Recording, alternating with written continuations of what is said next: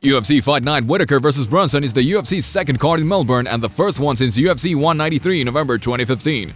A huge matchup from the middleweight division takes center stage, and it was supposed to take place as former UFC and Strikeforce champion Luke Rockhold was going to take on Ronaldo Jacare Souza, who lost the Strikeforce belt to Rockhold in September 2011. However, Rockhold sprained his ALC on November 1st and was forced to withdraw. As a result, Souza was removed and rescheduled for another event, while Robert Whittaker and Derek Brunson were bumped to headline the event. UFC Fight Night 101 Whittaker vs. Brunson is coming out Saturday, November 26, 10 p.m. That's the main card at the Laver Arena in Melbourne, Australia. And you can watch the preliminaries on UFC Fight Pass and the main card on Fox Sports 1.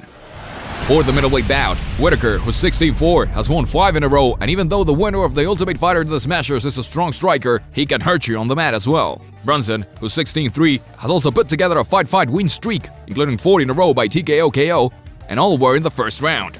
This is a battle of momentum and could be the fight of the night, but give the nod to Brunson. This is a bout that may not have big brand names, but is one that you don't want to miss. Our pick for this fight is Brunson.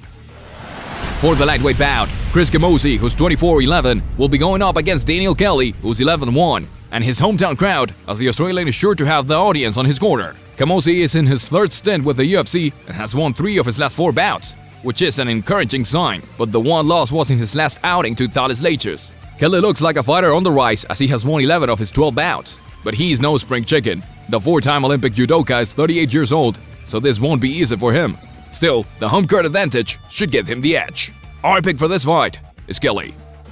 For the lightweight bout, Matthews, who's 10-2, is coming off a TKO loss to Kevin Lee in March, but he is fighting in his hometown where he is 7-0 all time. Sometimes having the home crowd behind in your corner is enough to propel a fighter to perform better.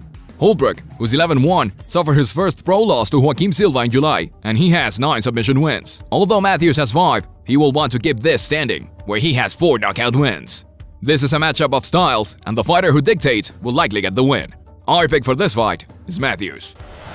For another interesting bout, the Canadian Jonathan Mounier, who's 7-1, is set to clash with Australia's Richard Walsh down under in what should be a very entertaining bout. Mounier made his debut in June but lost in 54 seconds via submission. He'll be facing a struggling fighter in Walsh, who has dropped 3 of his last 4 bouts. Our pick for this fight is Walsh.